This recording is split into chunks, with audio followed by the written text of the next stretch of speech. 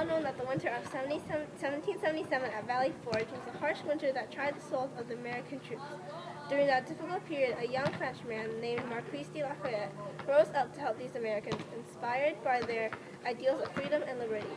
Lafayette gave the Americans supplies, food, training, and most importantly, hope. With newly found confidence, the Americans were sent on a path of victory. Today we'll be talking with one of the most honorable soldiers in the American Revolution who will inform us of the harsh times during the winter at Valley Forge.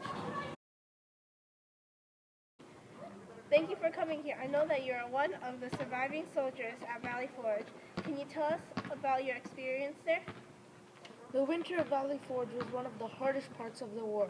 Most of the soldiers, including me, had very little food, or maybe none.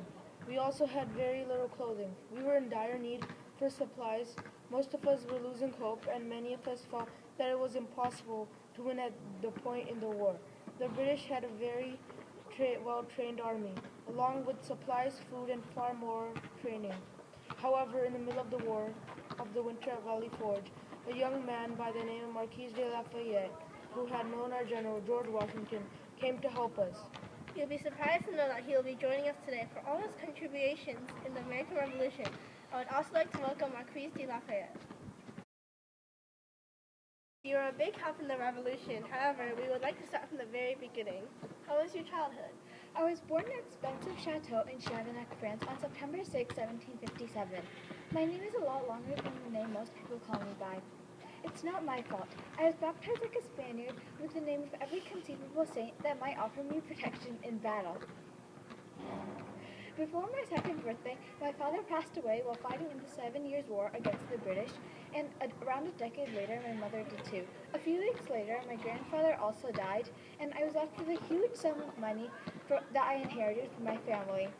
At the age of 14, I joined the Royal Army, and 2 years later, I married Marie-Adrienne Francois de Norris.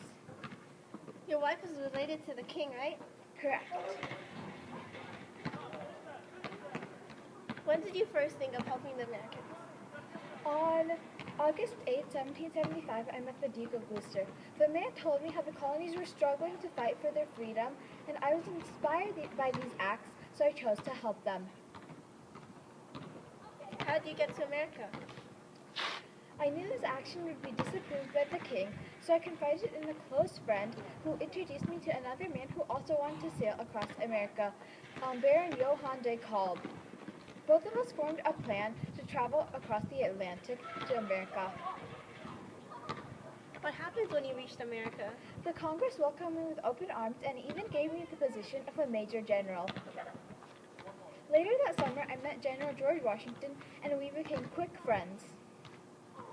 Speaking of your friend, I would also like to welcome George Washington.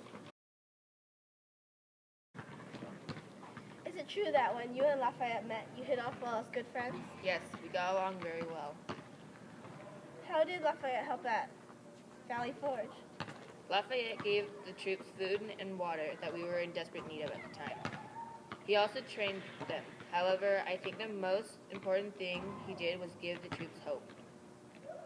The training he provided helped us fight against the British, and the fact that we were getting better gave us a chance against the British, and we believed that we could win.